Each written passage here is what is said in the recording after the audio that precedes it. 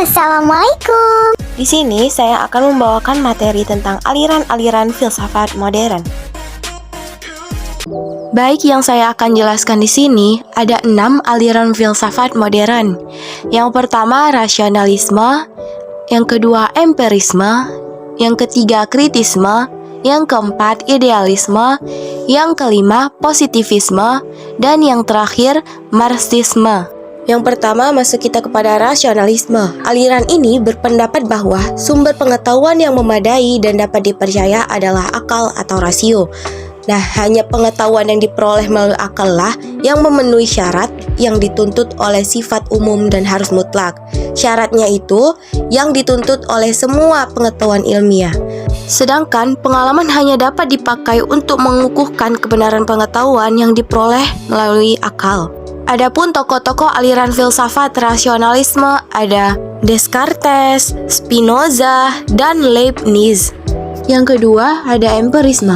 Penganut aliran empirisme dalam berfilsafat bertolak belakang dengan para penganut aliran rasionalisme. Menurut penganut empirisme, metode ilmu pengetahuan itu a posteriori. A posteriori itu adalah metode yang berdasarkan atas hal-hal yang datang atau terjadinya atau adanya kemudian.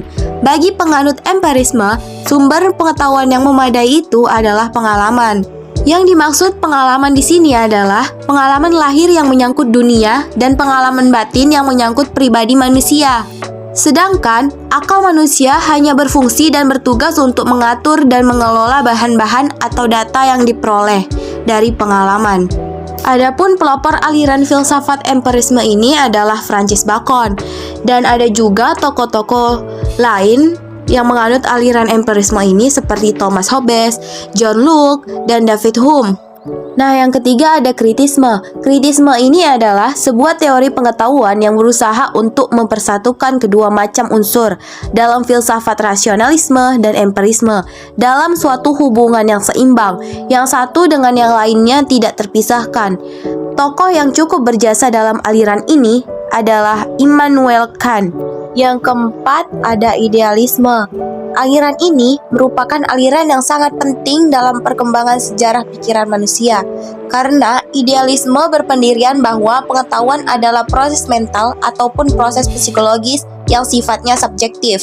Pengetahuan merupakan gambaran subjektif tentang kenyataan. Pengetahuan tidak menggambarkan kebenaran yang sesungguhnya, atau pengetahuan tidak memberikan gambaran yang tepat tentang hakikat sesuatu yang berada di luar pikiran. Tokoh aliran idealisme ini ada Victor Schelling dan Hegel. Yang kelima ada positivisme. Positivisme menyatakan bahwa kepercayaan-kepercayaan yang dogmatis harus digantikan dengan pengetahuan faktawi. Apapun yang berada di luar dunia pengalaman tidak perlu diperhatikan. Manusia harus lebih banyak menaruh perhatian pada dunia ini. Sikap negatif positivisme terhadap kenyataan yang di luar pengalaman telah mempengaruhi berbagai bentuk pemikiran modern. Di antaranya ada pragmatisme, instrumentalisme, naturalisme ilmiah, behaviorisme. Yang terakhir ada marxisme.